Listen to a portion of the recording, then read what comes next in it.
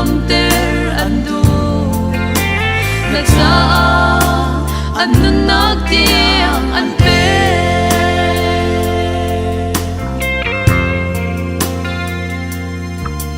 mo kaboy panagandot naghi mi viade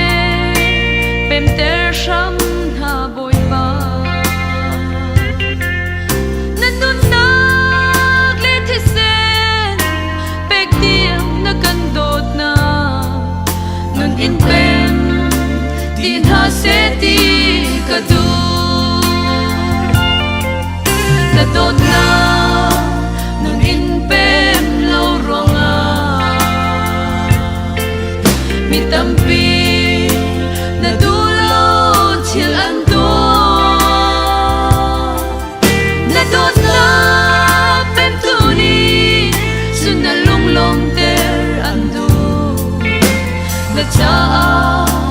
anung nagtiang anpe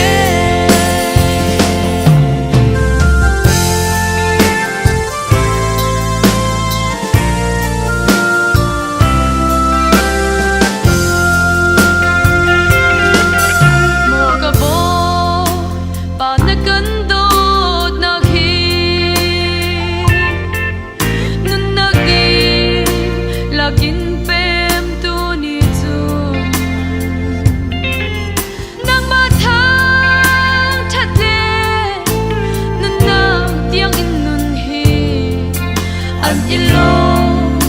nagsang bigna kasi nadot na nun inpem lo ronga mitampi nadulot sil ando nadot na pentuni sunalong lom ter ando anun nagtiang anpe